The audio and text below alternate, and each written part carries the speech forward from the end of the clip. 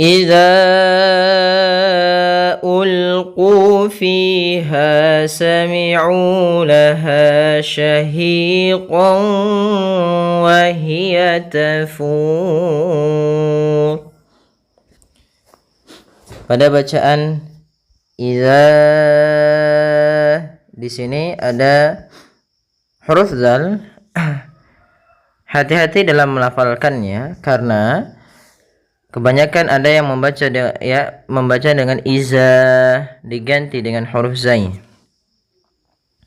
Hati-hati jangan sampai mengganti huruf zal dengan huruf zai. Misalkan iza ulqu fiha. Padahal di sini hurufnya adalah huruf zal, yaitu za. Makhrajnya, tempat keluarnya adalah ujung lidah kita, ujung lidah. Ya, ujung lidah menempel dengan gigi seri atas, Kemudian pada lafaz za sendiri ini ada hukum tajwid berupa mad jaiz munfasil, yaitu apa itu mad jaiz munfasil? Mad artinya panjang, jaiz artinya boleh, munfasil artinya terpisah. Akan tetapi secara istilah yang dimaksudkan adalah ayati hamzah atau anta'ti hamzah ba'da harfil mad. Apabila ada huruf hamzah datang setelah huruf mad dan hamzah tersebut yaitu berada di lain kata. Contoh di sini yaitu pada lafaz za, idza satu kata, ulqu juga satu kata, sehingga hamzahnya itu berada di lain kata. Maka apabila ada huruf hamzah datang setelah huruf mad, yaitu di sini huruf mad berupa alif, dan hamzah tersebut berada di lain kata, maka dinamakan dengan mad jaiz munfasil.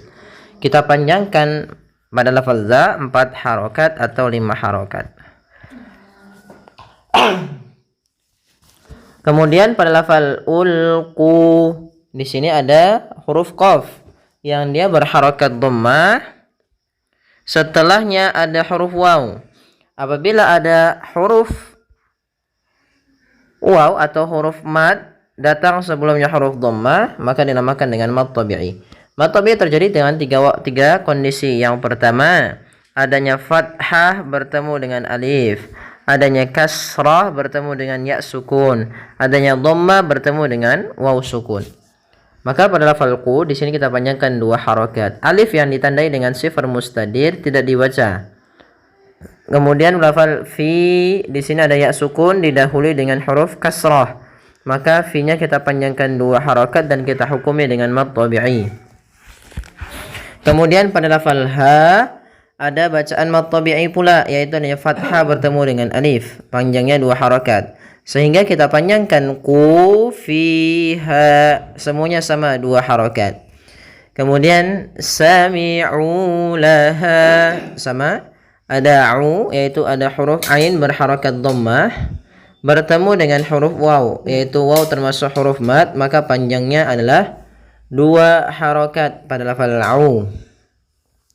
Kemudian alif yang ditandai dengan sifar mustadir di sini warna abu-abu, artinya alifnya tinggal anggap tidak ada. Kemudian laha pada lafal ha yaitu kita hukumi dengan bacaan mad tabi'i, yaitu adanya fathah bertemu dengan alif. Kemudian syahiqan wa yaitu pada lafal hi kita baca dengan bacaan mad tabi'i pula, yaitu adanya ya sukun didahului dengan huruf kasrah, maka panjangnya 2 harokat. Kemudian qawwa di sini ada tanwin bertemu dengan huruf waw. Apabila ada tanwin atau nun sukun bertemu dengan huruf waw, maka kita namakan dengan bacaan idgham bi gunnah. Kita cara membacanya yaitu masukkan tanwinnya ke huruf waw. Syahiqan wa kemudian baca wanya wa hiya tafur. Pada lafal fur di sini hukum tajwid berupa mad arid lisukun. Apa itu mad arid lisukun? Mad arid lisukun ayo kita urai satu-satu. Mad artinya panjang, arid itu muncul atau dia timbul dan sebagainya. Lisukun yang dia disebabkan karena adanya sukun. Maksudnya apa sukun arid? Contoh di sini sukun itu kan ada 2, ada sukun asli, ada sukun arid. Sukun asli memang pasalnya adalah dia huruf sukun. Contoh kayak Dia misalnya sini tafuru. Ini kan wawnya sukun asli. Nah, sedangkan ro di sini ini kita namakan dengan sukun arid, sukun yang muncul disebabkan karena waqaf. Maka kita matikan ro-nya jadi tafur. Nah, untuk panjang fu sendiri karena dia bertemu dengan huruf wat dan huruf yang dimatikan, maka kita boleh baca di sini 2 harokat, boleh pula 4 harokat dan boleh pula 6 harokat. Kita coba. إذا ألقوا فيها سمعوا لها شهيقا وهي تفور تكاد تميز من الغيظ كلما ألقي فيها فوج سألهم خزنتها ألم يأتكم نذير. Pada bacaan takadu tamayyazu minal ghaidh, pada lafal takadu, pada lafal ka di sini ada bacaan mad tabi'i, yaitu ditandai dengan adanya fathah pada lafal kaf bertemu dengan alif. Maka mad tabi'i terjadi dalam 3 kondisi, adanya fathah bertemu alif, kasrah bertemu ya, atau dhammah bertemu waw. 2 harakat. Kemudian tamayyazu, tekan dia ya karena ya tasydid dan di sini lembut bacaannya. Tamayyazu minal ghaidh. Kemudian di sini pada lafal minal ada alif lam qamariyah, yaitu alif lam yang ditulis dan dibaca. Kemudian pada lafal ghaidh di sini ada 2 hukum. Yang pertama mad lin, yaitu mad yang terjadi ketika adanya huruf huruf fathah bertemu ya sukun atau huruf fathah bertemu dengan waw sukun dan dia diwaqafkan. Maka panjangnya untuk mad lin sendiri yaitu 2 harokat, boleh juga 4 harokat dan boleh pula 6 harokat sebagaimana dengan mad arid disukun. Mad arid disukun sama bentuknya seperti ini, cuma mad arid disukun lebih luas cakupannya dibandingkan mad lin. Yang mana mad arid disukun itu bisa sebelumnya asalnya mad lin seperti ini, atau asalnya misalnya dia asalnya adalah mad tabi'i, ataupun asalnya dia menjadi daripada mad jaiz atau mad wajib muttasil. Kita lanjutkan.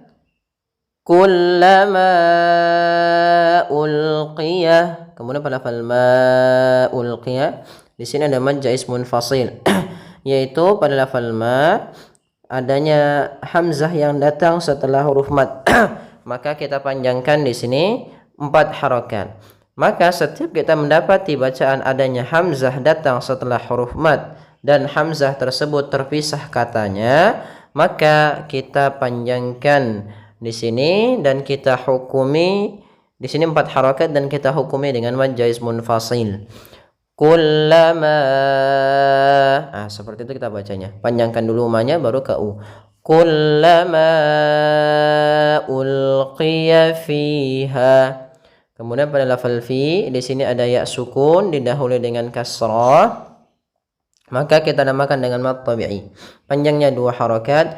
Ha ada fathah bertemu alif, panjangnya 2 harokat. Faujun sa'alahum. Kemudian pada lafal fau di sini ada waw sukun didahului fathah, maka di sini kita namakan dengan bacaan lin, bacaan yang lembut, fau.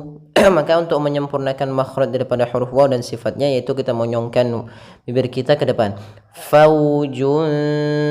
Kemudian ketika berlafal huruf jim, jun sa'alahum.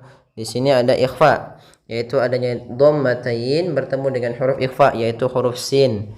Maka ikhfa itu terjadi apabila ada huruf yang dia berharokat tanwin atau berharokat sukun pada huruf nunnya, atau adanya nun sukun bertemu dengan huruf ikhfa, atau adanya tanwin bertemu dengan huruf ikhfa, maka dinamakan dengan bacaan ikhfa. Cara membaca ikhfa yaitu dia sesuai dengan namanya ikhfa, artinya samar, menyamarkan, menyembunyikan dan sebagainya. Ikhfa sendiri itu membaca di antara izhar dan membaca di antara idgham. Kalau izhar itu suara nunnya jelas atau suara tanwinnya jelas, kalau idgham berarti suara tanwin dan nunnya dimasukkan. Maka kita samarkan langsung ke huruf sin. Faujun sa'alahum khazanatuha.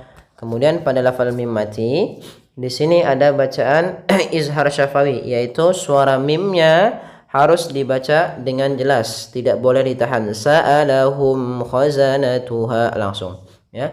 Kemudian pada lafal khazanatuha alam, pada lafal ha bertemu lagi ada hamzah. Dan hamzahnya kita lihat di sini terpisah. Yang pertama khazanatuha satu kata, alam satu kata.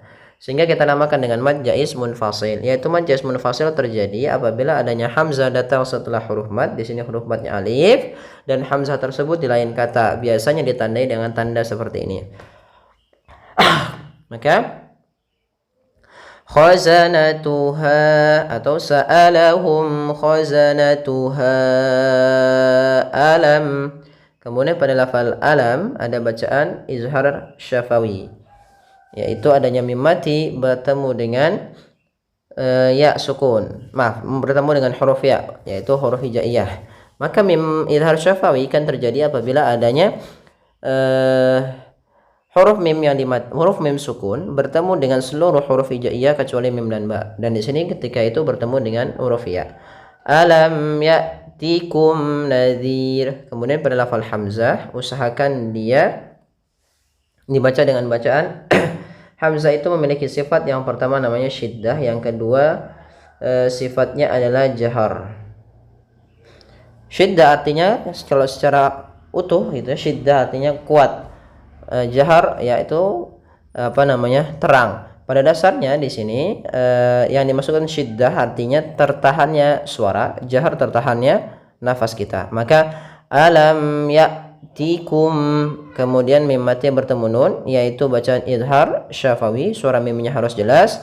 Kemudian nadhir. Nah, pada lafal nadhir di sini ada mad arid disukun pada lafal dzirnya, yaitu adanya huruf yang disukunkan karena waqaf atau berhenti, yaitu pada lafal nadhir. Pada dasarnya nadhirun karena waqaf roknya menjadi sukun. Nah, sukun inilah kita namakan dengan sukun arid. Maka dinamakan dengan mad arid disukun disebabkan karena adanya sukun arid, bukan sukun asli. Kalau sukun asli pada lafal ya ini sukun asli, sedangkan ro ini sukun arid, sukun yang timbul karena waqaf. Nah, kemudian bagaimana cara membacanya? Di sini kita boleh memanjangkan 2 harokat, boleh 4 harokat, dan boleh pula 6 harokat. Maka boleh nadhir, nadhir untuk yang 4 harokat atau 6 harokat, nadhir.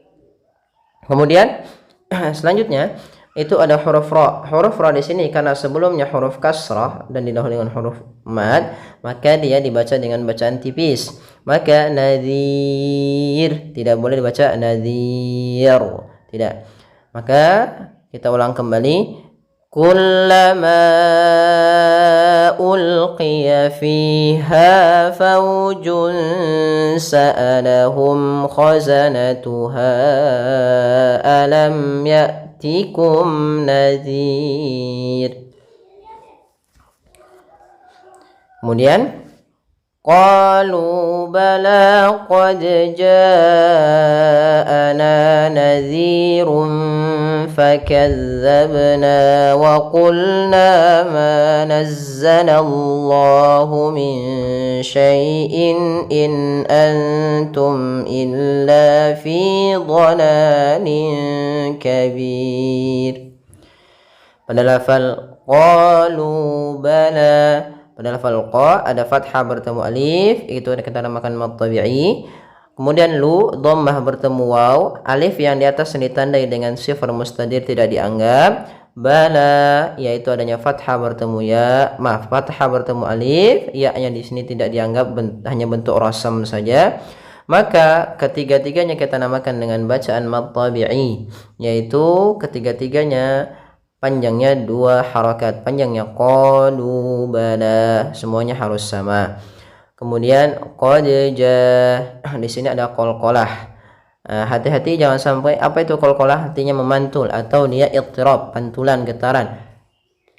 Maka sehingga jangan sampai tidak memantul, misalnya qad ja'ana, nanti jadi idgham kalau tidak itu, atau dia tidak memantul jadi qad ja, atau dia malah mengidghamkannya ke huruf jim. Harusnya dipantulkan qad ja. Nah, kemudian untuk memantulkan sendiri jangan sampai ada tambahan hamzah, jangan qad ja'ana, jangan. Karena dia tidak boleh tambahan huruf, sehingga langsung saja tidak boleh, tapi dia qad ya, qad ja'ana. Kemudian pada lafal ja ada bacaan mad wajib muttasil, yaitu apabila adanya hamzah datang setelah huruf mad, maka di sini huruf madnya adalah huruf alif. Kemudian hamzah tersebut pada satu kata dan ditandai dengan tanda seperti ini di atasnya. Maka kita panjangkan di sini 4 harokat atau 5 harokat. Boleh mengambil 4, boleh mengambil 5. Ya, maka ja'ana mad wajib muttasil. Nah, mad artinya panjang, wajib artinya wajib dipanjangkan, muttasil berarti bersambung. Yang dimaksudkan adalah hamzahnya dalam satu kata. Kemudian pada lafal na ada mad tabi'i, yaitu ditandai dengan adanya fathah bertemu dengan alif. Kemudian nadhirun fakadzabna. Pada lafal dzi ada kasrah bertemu ya sukun, maka dinamakan pula dengan mad tabi'i, panjangnya 2 harokat. Kemudian rum fakadzabna. Pada lafal rum fa di sini ada ikhfa atau ikhfa hakiki, ikhfa yang memang betul berkaitan dengan sukun atau tanwin, yaitu ditandai dengan dhammatain bertemu huruf ikhfa, yaitu huruf fa, ditandai warnanya hijau. Rum fa. Maka cara membacanya samarkan suara run ya kepada huruf fa, bukan nadhirun fakadzaba, tapi samarkan ke fa langsung kepada makhrajnya, yaitu gigi atas menempel dengan gigi bawah. Nadhirun fakadzabna sambil ditahan gunnahnya. Kemudian fakadzabna. Nah, di sini ada bacaan ba sukun atau bacaan qalqalah, yaitu jangan sampai tidak memantulkan lagi sebagaimana tadi huruf ba huruf dal. Maka di sini jangan dibaca fakadzabna, tapi dia harus mantul. Fakadzabna. Nah, kemudian untuk mantulnya sendiri jangan sampai ada tambahan hamzah, yaitu fakadzabna. Nah, ini salah. Ya, kemudian kita lanjutkan kepada huruf na, fathah bertemu alif, yaitu mad tabi'i, panjangnya 2 harakat. Wa qulna ma nazzala Allah. Pada lafal na di sini mad tabi'i, fathah bertemu alif, ma ada fathah bertemu alif, mad tabi'i lagi. Nazzala Allahu min syai'in. Kemudian pada lafal Allah di sini ada alif lam, yaitu alif lam alif lam syamsiyah. Kemudian Allahnya sendiri yaitu ada mad tabi'i, panjangnya 2 harakat, dan di sini kita namakan dengan lam tafkhim, lam tebal. Kemudian min syai'in, min sya. Nah, di sini nun sukunnya disamarkan ke huruf shin. Ash. Nah, maka min syai'in, min syai'in. Maka cara membacanya itu samarkan suara nunnya kepada huruf shin. Maka min syai'in sambil ditahan gunnahnya 2 harakat.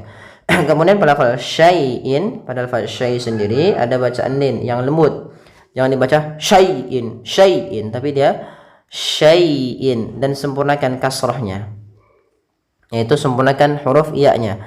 Ai ya, syai, syai bukan syai, syai. Jangan baca dengan bacaan tapi dia syai'in.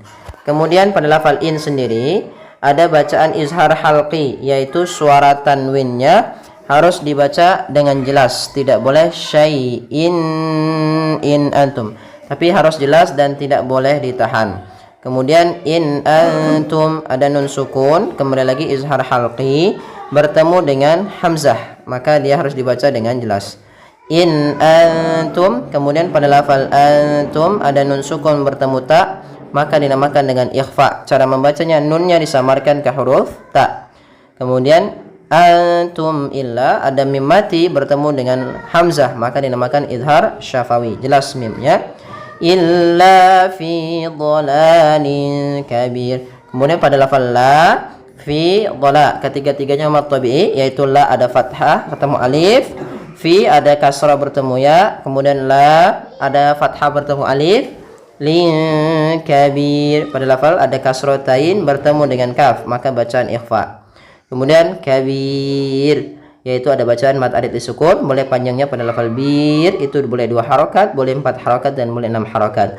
Dan yang terakhir untuk huruf ra yaitu adanya ra sukun yang didahului dengan atau ra yang sebabkan sukun arid disebabkan karena kasrah, yaitu maka ra-nya menjadi ra yang tipis. Baik, semoga bermanfaat. Jazakumullahu khairan.